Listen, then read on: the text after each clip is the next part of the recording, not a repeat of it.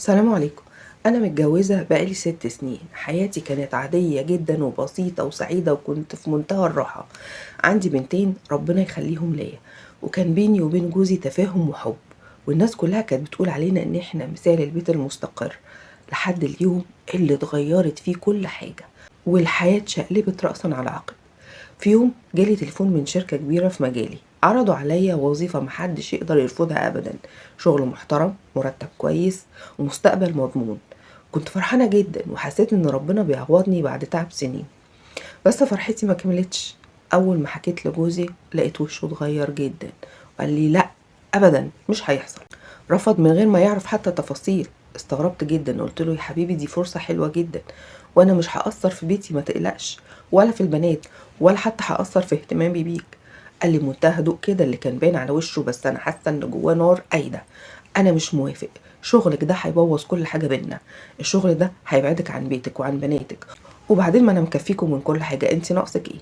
قلت له اسمعني بس، انا هقدر اوازن بين شغلي وبيتي، وما تقلقش يا سيدي، هقدر اوقف اي حد عند حد لو حد حاول يتجاوز حدوده.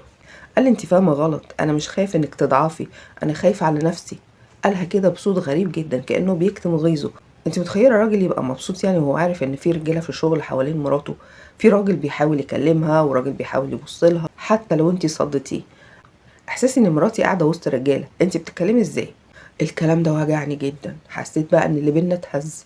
هو شايفني ازاي؟ شايفني واحده اي حد يقرب منها عادي كده؟ ده انا مراته اللي عاش معاها 6 سنين. الموضوع كبر واتخانقنا خناقه جامده جدا، وكل مره احاول اهدي الدنيا الاقيه بيولعها اكتر، لحد ما في مره فقدت الامل بقى بصراحه، وقررت ان انا اسيب البيت. رحت عند اهلي مستنيه ان هو يكلمني او حتى يجي ياخدني. ما جاش ولا سأل فيا، وكلمني مكالمة تليفون واحدة بس، وبعدها اختفى. بعد كده بقى ابويا قرر ان هو يتدخل، قال لي خلاص يا بنتي انا هكلمه، يمكن لما يسمع مني يعقل. المهم راح له البيت، ولما رجع ابويا كان وشه متغير تماما. قال لي انا شفت النهارده حد تاني خالص غير اللي انا كنت اعرفه. حاولت اكلمه بالعقل والهدوء، قلت له يا ابني دي مراتك ام عيالك، مفيش بيت من غير مشاكل. قال له لا خلاص انا مش عايز ارجع لها. ابويا اتصدم بصراحه. قال له طيب يعني على الاقل حتى يعني سيبوا بعض بالمعروف، ما تكبرش الموضوع، ما تضيعش البنتين وسطيكوا. رد عليه وقال له اعملوا اللي انتوا عايزينه، انا مش متمسك بيها ومش عايزها. ابويا حاول يفوقه، قال له يا ابني كده هتخسر كتير، دي ام عيالك، ولو انفصلتوا العيال هتتبهدل ما بينكم، ويحصل بقى قواضي في محاكم وبتاع، وتشوف العيال في المحاكم، يعني ده ينفع؟ ولا هتشوفهم كام ساعة في الأسبوع؟ ساعتها بقى وشه اتقلب ورفع صوته وقال لأبويا محكمة؟ أنا أشوف عيالي في المحكمة؟ لا يا حاج، المحاكم دي للعيال التوتو مش للرجالة.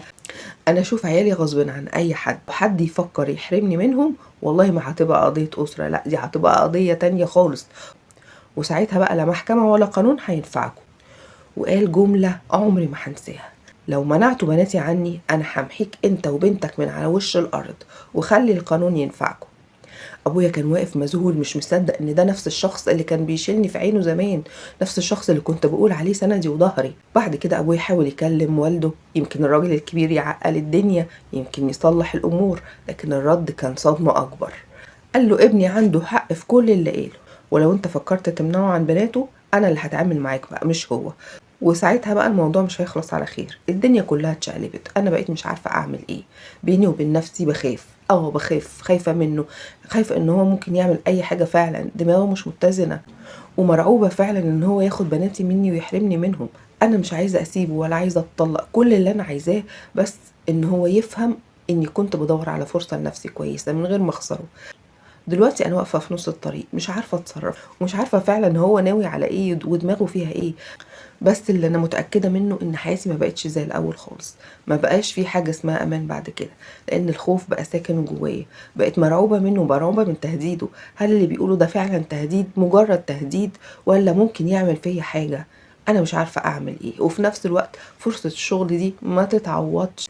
فمن فضلكم دلوني اعمل ايه. ممكن ببساطه كده بس الدنيا تهدى شويه، تحاولي بقى يبقى في تواصل شويه بشويه بينك وبينه، وحاولي تفهميه او تخليه يحس انك مش ضده ولا ضد كلمته، لكن في نفس الوقت بيني له انك عايزه تحافظي على بيتك وتحافظي عليه.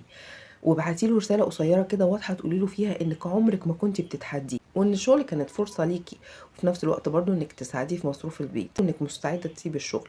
لو ده هيرجع الاستقرار ما بينكم، بس في المقابل لازم هو كمان يعرف ان تهديده وكلامه ده وجعك وكسرك. الست الذكية ساعات بتكسب بالعقل مش بالصدام. كل حاجة تقدري تاخديها بالحنية وبالعقل، وما تضيعيش بيتك، خصوصا ان انتوا كنتوا عايشين في سعادة وهنا، وان هو شخص محترم وكويس وبيتعامل معاكي بحب. وربنا يهدي الامور. مستنية اعرف رأيكم في التعليقات، واشوفكم ان شاء الله الحلقة الجاية في مشكلة جديدة. سلام عليكم.